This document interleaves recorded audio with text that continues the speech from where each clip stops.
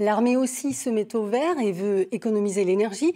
À Gap, les militaires visent la sobriété énergétique dans tous les domaines. Ils effectuent de grands travaux sur les bâtiments du 4e régiment de chasseurs alpins. Voyez ce reportage de Lucie Robert et Florent Giroux. L'escadron du capitaine Cyril est le premier du régiment à intégrer ces logements fraîchement rénovés. Donc toutes les huisseries en fait ont été refaites. Donc là on est passé sur quelque chose qui datait de la construction du régiment. Voilà, des huisseries de nouvelle génération. Toute la partie isolation des bâtiments a été refaite aussi avec les murs. Et là donc on a l'accès pour nos soldats avec une petite douche et une lavabo kitchenette pour qu'ils puissent faire à manger. En termes de qualité de vie, ça change quand même beaucoup.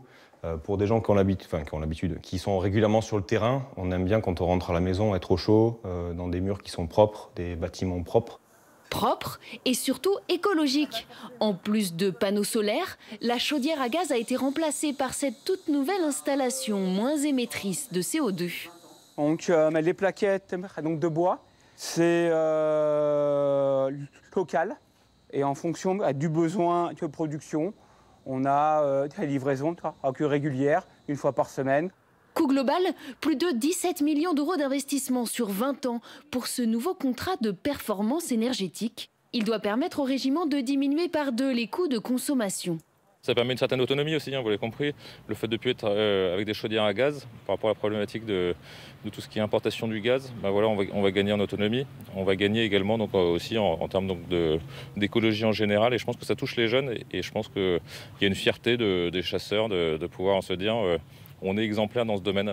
Et jusque dans leur salle de repos, ces jeunes militaires se chauffent donc aux énergies vertes. Pour leur capitaine, la sobriété énergétique fait partie de la routine du soldat. On est citoyen français et citoyen de la planète comme tout le monde, donc à un moment il faut faire attention aussi, on n'a pas trop le choix.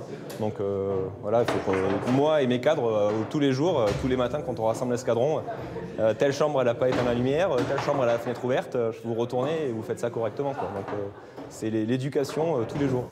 Un régiment en phase avec les défis de son époque.